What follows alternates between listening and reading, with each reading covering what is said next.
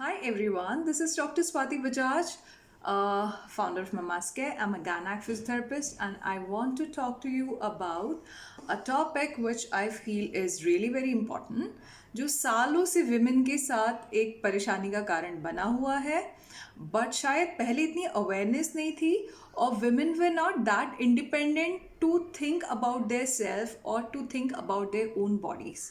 So it was always thought that once a mother is always a mother.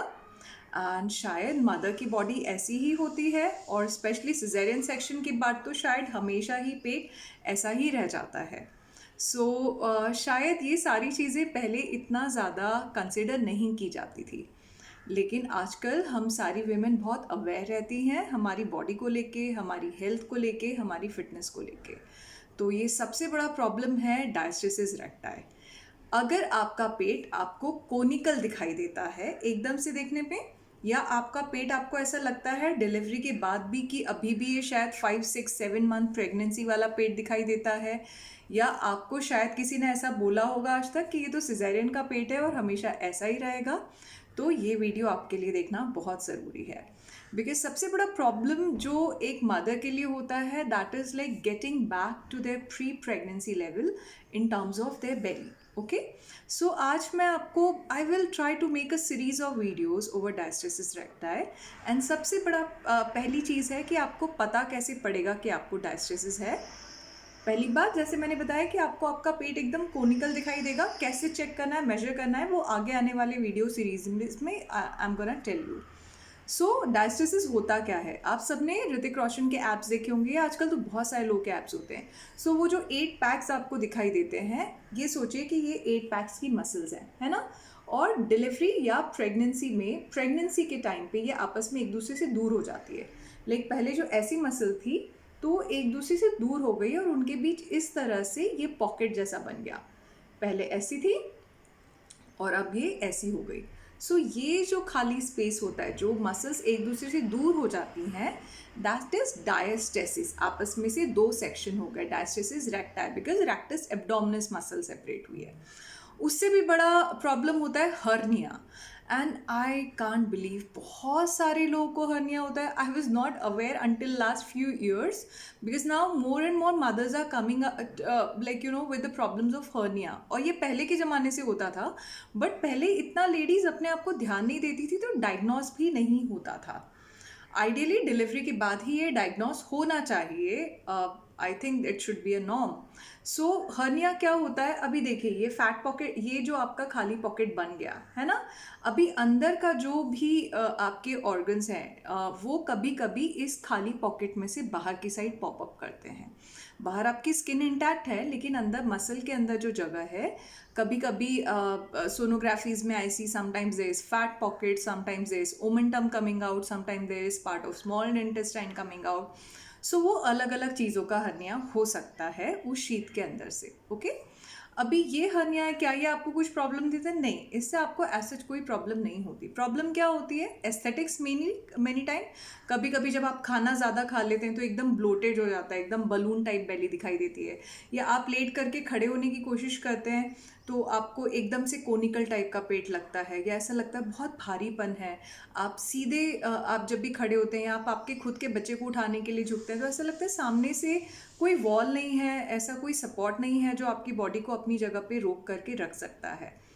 ये जो कुछ basic problems हैं, ये आपको डायस्टेसिस रेक्टाई की वजह से होती है. अभी आपने जाना डायस्टेसिस रेक्टाई क्या है, आपकी मसल सेपरेट हो गई हैं. ओके, दूसरी चीज़, उसमें से हर्निया, अंदर का कोई भी आपका पार्ट बाहर हर्निएट हो सकता है.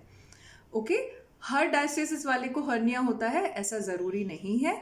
हर्निया वालों को मोस्टली डायस्टेसिस होता है, उसमें से यस हो सकता है आपका अगर एब्डोमिनल हर्निया है तो. क्यों होता है? पहली चीज़, आप सडनली बहुत सारा वेट गेन एक साथ करते हैं प्रेगनेंसी में, 25 किलो, 30 किलो, 20 किलो, 10-12 केजी में नॉर्मली आप बच जाते हैं. सेकेंड थिंग, आप बहुत पतले रहे हैं होल योर लाइफ, पहली बार प्रेगनेंसी में आपने वेट गेन किया, उससे आपकी मसल्स को इतना सेपरेट, इतना ज़्यादा फैलने की आदत नहीं होती. तीसरी चीज़, आपने या तो पहले कभी ज़्यादा एक्सरसाइजेस नहीं की लाइफ में, या आपकी मसल्स ऐसे ही वीक हैं, आप पहले एक्सरसाइजेस करते थे, प्रेगनेंसी से कुछ टाइम पहले आपने छोड़ दी, प्रेगनेंसी में आप बेड रेस्ट पे हैं बाय सम और द अदर रीज़न, तो आपकी मसल्स काफ़ी वीक हैं। ट्विन प्रेगनेंसी में बहुत बार डायस्टेसिस बहुत ज़्यादा होता है, फुल लेंथ डायस्टेसिस होता है, हर किसी को नहीं होता, but still chances are more. Okay, कभी कभी अच्छा, एंड बहुत सारे मिसकंसेप्शंस हैं कि एब्स करने से डायस्टेसिस बढ़ जाता है, या शायद प्लैंक करने से डायस्टेसिस बढ़ जाता है। और ये भी मिसकंसेप्शन होता है कि आप एब्स करेंगे तो पेट कम हो जाएगा, प्लैंक करेंगे तो पेट कम हो जाएगा। कौन सी एक्सरसाइजेस करना, कौन सी नहीं करना, कैसे आपको कोर मसल्स को इंगेज करके रखना, कैसे आप इस डायस्टेसिस को हील कर सकते हो, क्या आप इसको पूरी तरह से हील कर सकते हो, या क्या आप इसको मैनेज कर सकते हो, ये सभी चीज़ें मैं आगे आने वाले वीडियोस में शायद हर वीक आपको एक चीज़ बताऊं। सबसे पहली बात, आज अपने आप को कांच में देखिए, क्या आपका पेट पूरी तरह से गोल दिखाई देता है? क्या डिलीवरी के बाद भी आपको ऐसा लगता है कि आप अभी भी 5 6 7 मंथ प्रेग्नेंट हैं? पहली चीज़ तो आपका फैट आपको बर्न करना पड़ेगा with proper diet and exercise. Other thing is muscle laxity which can be dealt with exercises for sure. So वो सारी चीज़ों को, बहुत बार ऐसा होता है कि मैं बहुत सारी मदर्स को देखती हूँ, वेरी स्लिम, उनका डायस्टेसिस भी पूरी तरह से तो नहीं बोल सकती, बट बहुत हद तक नॉर्मल हो चुका है, उनका कोई फैट नहीं बचा दिया, इवन 48 49 kg, एंड स्टिल उनका केवल इतना सा हर्निया का पॉपअप दिखाई देता है। उनको आई माइट सजेस्ट कि okay, you can go for surgery because now you don't have much fat to lose, your muscles are stronger, still that pop up is there, so they can definitely go for surgery. अगर बहुत बड़ा पेट है फिर भी केवल छोटा सा hernia है, सो केवल सर्जरी से आपका पेट कम नहीं होगा, आपको पेट का फैट तो बर्न करना ही पड़ेगा। So whether to go for surgery or exercises, you can definitely discuss with your gynaec, that is very important. But आपको आपकी मसल्स को स्ट्रॉन्ग तो करना ही पड़ेगा, आपको आपके फैट को भी बर्न करना पड़ेगा अगर पेट है तो।